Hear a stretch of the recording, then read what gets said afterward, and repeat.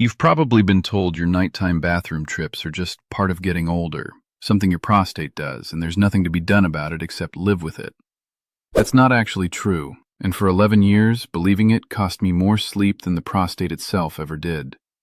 I'm 83 now. Most nights I get up once, sometimes not at all. 4 years ago, I was up 6 times before sunrise, and I'd have told you that was simply what happens to a man's body after 80 years of use. A large share of men over 60 who deal with this never question that assumption at all. They just accept it the same way I did, until someone finally explained what was actually sitting on my nightstand every single night. I'm 83, and these days I sleep through most nights in one stretch. I get up once, if at all, and when I do, it's quick. No standing there waiting, no shuffling back to bed wide awake. My days are mine again, not the bathroom's. You'd think a bladder that wakes you up 6 times a night is simply worn out, like a hinge that's rusted from decades of use. But here's what didn't add up when I finally looked closer. My bladder itself, according to the retired urologist who used to hunt with me, was in fine shape. It wasn't the organ failing. It was what I kept pouring into it, hours before I ever laid my head down. For years, my evenings looked the same. Dinner, then a glass of iced tea, sometimes 2. A nightcap most Fridays, because that was tradition. That was what my father did, and his father before him. Then bed by 10, and by midnight I was awake, feet on the cold floor, walking a hallway I could navigate blind. Then again at 1:30. Then again closer to 3, when I'd just give up and sit in the dark kitchen until the sun came up, listening to the refrigerator hum and counting the hours until it was late enough to call it morning. My wife would ask if I was all right. I'd say I was fine, and I wasn't. I was hollowed out by 10 in the morning, short with people I loved, turning down invitations because I never knew what shape I'd be in after a rough night.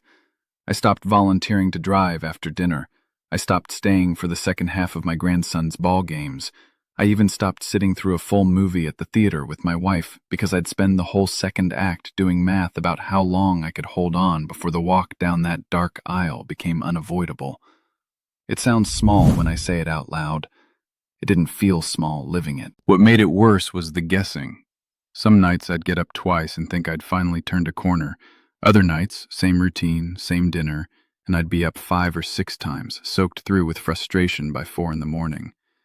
I couldn't find the pattern, and not finding it was almost more exhausting than the trips themselves, because you start to believe there isn't one, that your body has simply become unpredictable, and unpredictable is a frightening way to live when you're 80 years old and used to being in command of things. There's a shame men carry about this that nobody says out loud.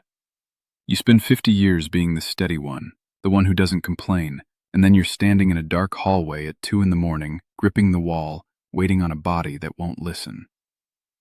I didn't tell my friends. I barely told my doctor the whole truth because some part of me felt like admitting it made me less of a man. I know now that was a foolish way to suffer alone, but at the time it felt like the only option.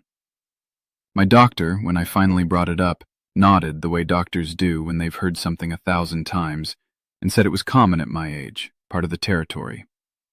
8 minutes, a pat on the shoulder, next patient. He wasn't wrong that it's common. He just never had the time to walk me through why. What my hunting buddy explained to me on his porch one afternoon is that an aging prostate does squeeze the tube carrying urine out. That part is real, and it's part of why the stream weakens and the bladder never quite finishes. But there's a second piece almost nobody connects to their nights, and it has nothing to do with the prostate directly. It's what's sitting in the glass on your nightstand. Certain drinks act as bladder irritants. They don't just fill the tank, they provoke the lining of the bladder itself, making it signal, "empty me," long before it's actually full. Caffeine does this. So does alcohol, which carries a second insult on top of the irritation. It's also a diuretic, pulling extra fluid through your kidneys at the worst possible hour. Put both in the same glass hours before bed, and you've built a machine designed to wake you up. And it isn't only coffee and cocktails. Acidic drinks, citrus juice, the sparkling stuff, even some of the sweetened teas I loved irritate that same bladder lining in a smaller but real way, especially when the prostate is already narrowing the passage and every extra signal from the bladder gets amplified into urgency instead of a normal, gentle cue. Layer an irritant on top of a channel that's already tight, and you get exactly what I had, the bladder screaming now when it's barely a quarter full. He told me something else that stuck. He said most men who come into his office assume there's only one villain in this story, the prostate, and walk out surprised to learn there's a second one riding shotgun with it, one they control completely, 3 times a day, without ever touching a prescription. The prostate is mechanical tissue. You can support it, but you can't talk a gland into shrinking overnight. What's in your glass, though, is entirely within reach, starting tonight. For 11 years, the bathroom ran my nights. Up at midnight, up at 2, up again at 5, a weak little stream each time and never quite empty. I'd lie there, staring at the ceiling, knowing I'd drag through the next day half awake. I thought it was just age. It wasn't. Here's what no one ever sat me down to explain. The prostate crowds the channel your urine runs through, so the bladder never fully drains. It just fills right back up within the hour. That's why you go and go again. It was never weakness. It was never getting old. And the pills they kept handing me, they left me dizzy every time I stood, gave me that strange, dry finish where almost nothing came, and the nights never changed. But there is a gentle way to help that bladder empty the way it's meant to, without any of that. At 83, I finally sleep through the night again. I'll show you exactly what in this video, and if you want the simple support I personally use, there's a free presentation linked in the description below. So here's the one glass that changed my nights. Not more water, not less, a different drink entirely in the hours before bed. I swapped the iced tea and the nightcap for a plain glass of room temperature water, or, on nights I wanted something with flavor, a caffeine-free herbal tea. Nothing acidic, nothing carbonated.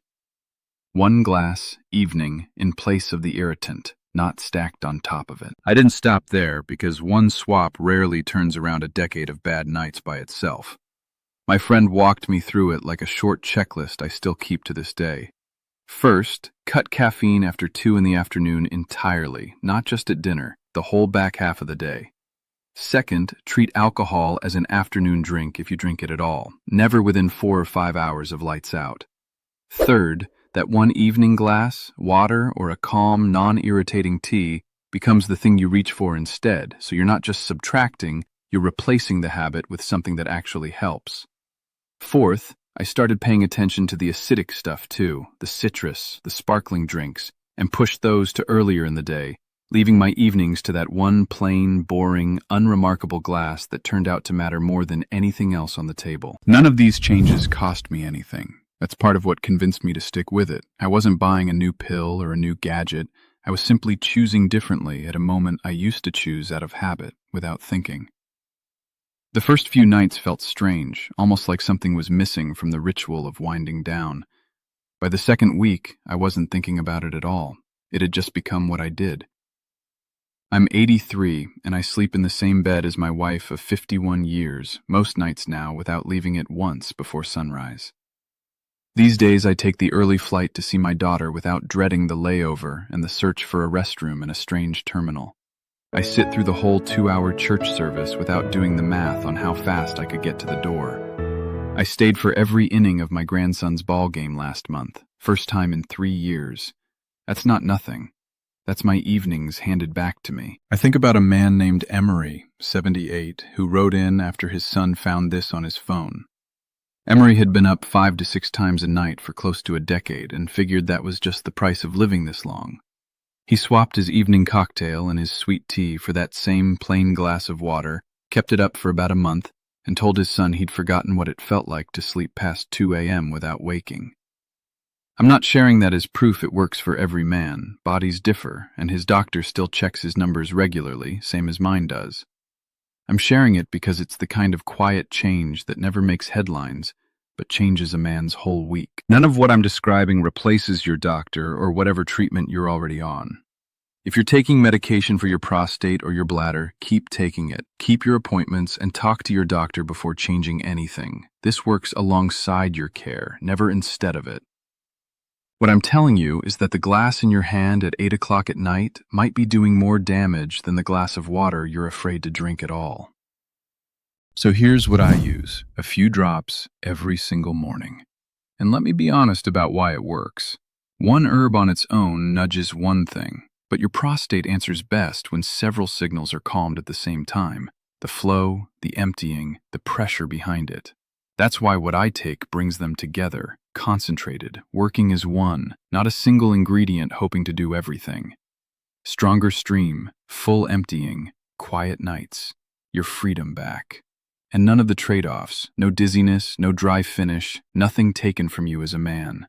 It's linked right under this video. Go see it for yourself. It won't replace good sleep or your own doctor. It's there to support your body. At 83, I sleep through. It is not too late for you. What I want you to walk away with is this. The bathroom doesn't have to run your evenings. I spent over a decade blaming a worn-out body for something that was sitting on my nightstand the whole time. I think about the man I was at 79, sitting alone in a dark kitchen at 3 in the morning, too tired to be angry and too proud to say how bad it had gotten. And I think about the man I am now, 83, sleeping through most nights, waking up rested, staying for the whole ball game. That's dignity. That's independence. That's what I'd want for any man watching this who still thinks it's just his age. If you get up at night more than you'd like, tell me in the comments what's usually in your glass before bed. I read every one, and I want to know I'm not the only one who lived this. And if this changed how you see your own evenings, subscribe, because there's more of what I've learned still coming.